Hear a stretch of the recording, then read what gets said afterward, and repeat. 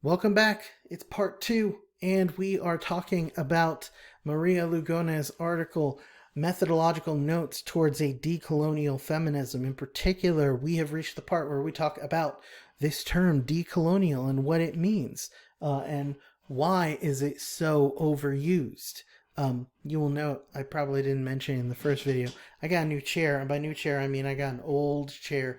It's a little bit more comfortable for me, but it is also very squeaky.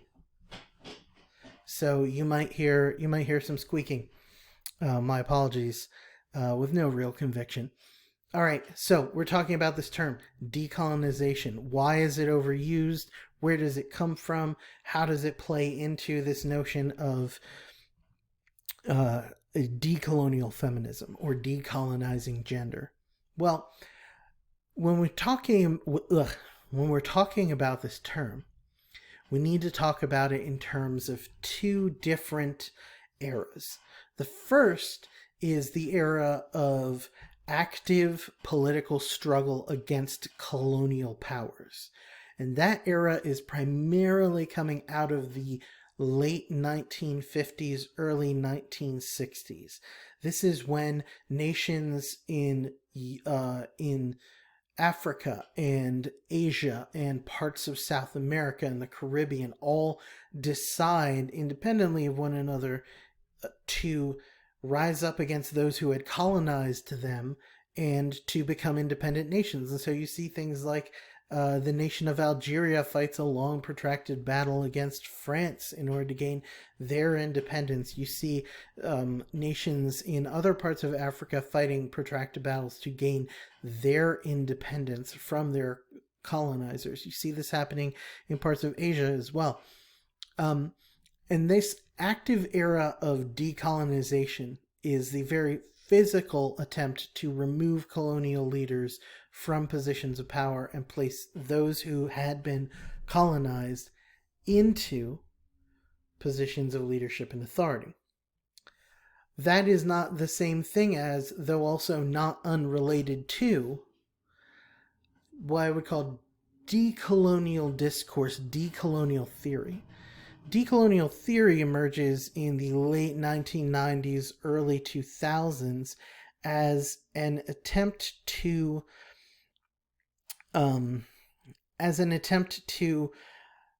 wrestle with the Eurocentric legacy in nations in the global South primarily.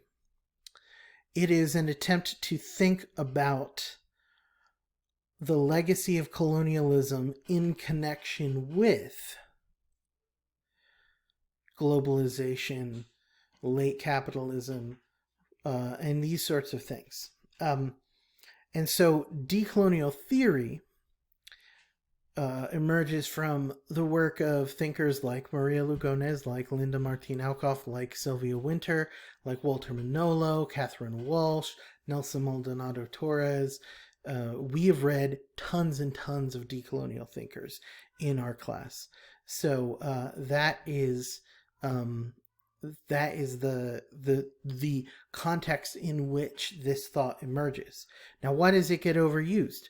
Well, because people hear this term and it's the kind of new theoretical hotness. They're like, oh, rather than deconstructing things, we need to decolonize and indigenize our syllabi and our reading lists, and we need to and eventually you end up with people saying things like, I'm going to decolonize frozen yogurt.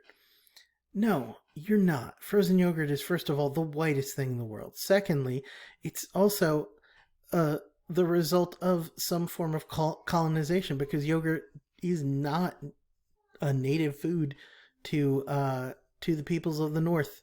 It comes from very, very different places. India, for example. Yogurt comes from India, amongst other places. Other people have different forms of yogurt. I'm not going to get into the history of yogurt. But you can see it's like decolonizing that. I'm going to decolonize batteries or decolonize guitar picks or something. I'm just talking about things that I'm looking at right now while I hit the mic stand. But the term gets overused and hollowed out because it tends to just mean, oh, we're going to make this less exclusive to brown people,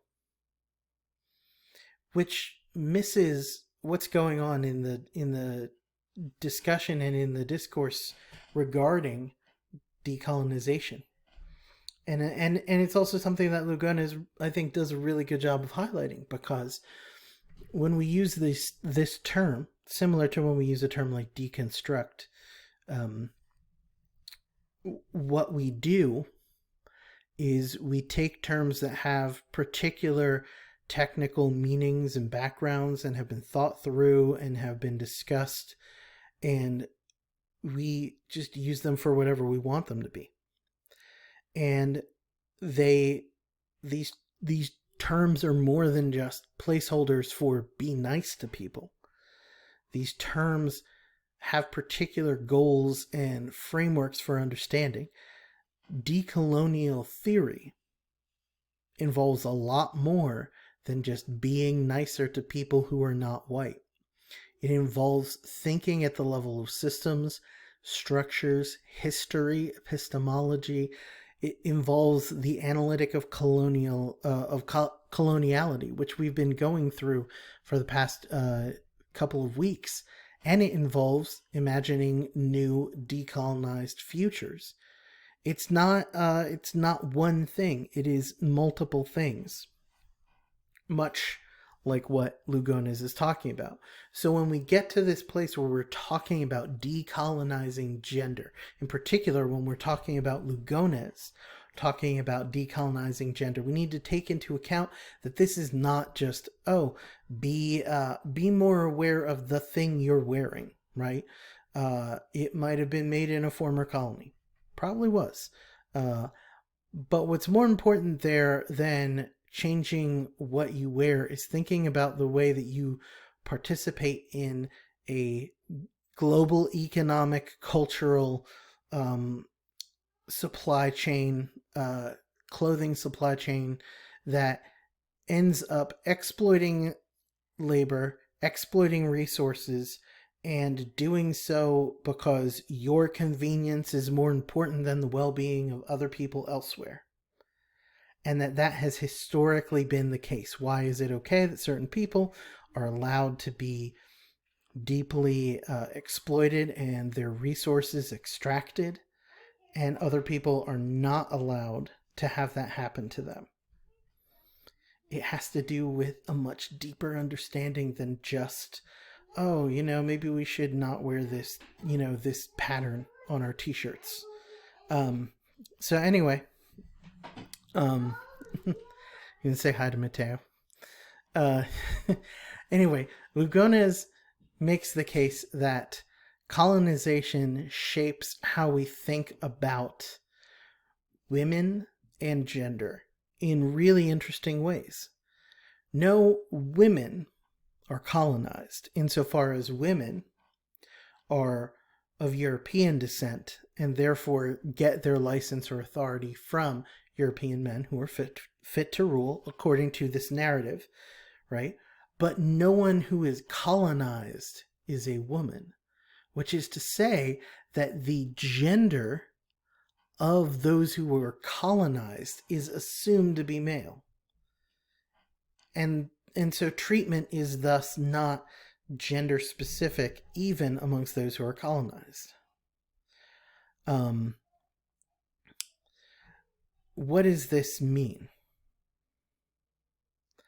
This means that to think about decolonizing gender is to unpack the ways that erasure and exclusion happen in acute, focused areas, and in using acute, focused methods to do so. Because when we speak about it with much generality, we might think we're covering a lot more. We might think that we're accounting for a lot more, but the reality is we're not.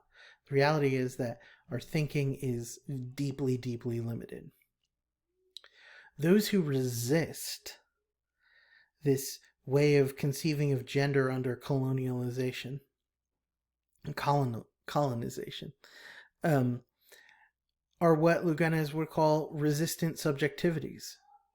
And this is a form of the politics of resistance, she says, uh, that moves from resistance to liberation, and it looks at the power of groups to constitute a meaning other than what the dominant group or the hegemony determines. What does that mean? What it means is that if one thinks that one can simply change the terms and one is out of the bondage or the oppression of a colonial structure, one is deeply mistaken. Especially if it's thinking about identity purely within the framework of the individual. But if we're thinking about identity in terms of the group, the collective, the people, if we're thinking about it coalitionally, then we begin to think about it as a movement from not just resisting, but to liberating, to reinscribing, reimagining, rethinking the terms and values that are created because our coalition, our group of people working together has reimagined these identities. And so it doesn't matter what the hegemony is thinking about it, because we have rethought it and we have created a we that is able to think in these new ways. So she says the decolonial thinker must be in the middle of the oppression versus resistance relation. They have to be in accord with subjectivities that partly construct and are constructed by the colonial situation. Another way of putting it is that to be a decolonial thinker means one has to be thinking in between these spaces. You can't just be thinking about it in the abstract, right? We have to think about it from amongst these spaces. And so that means that some of us, in regard to gender, in regard to these types of movements and coalitions, are not part of the coalition because we're not involved in it, right? I mean, for as much as I would love to be a part of the coalitions that Lugones is talking about, I'm not part of it right now because I am not a member of any of those constituencies. And that's okay. I don't have to be, right? We can conceive of it differently in terms of allyship or accompliship, accompliship, that sort of a thing. But that's a question for another day. For now, we need to look at where Lugones heads with this, right? Why is coalition building so important, and what is decolonial feminism? How are we getting there, right? And we got 2 minutes to do it. So we're going to try and do it in the 2 minutes. Probably not. There will be a part 3. How about that?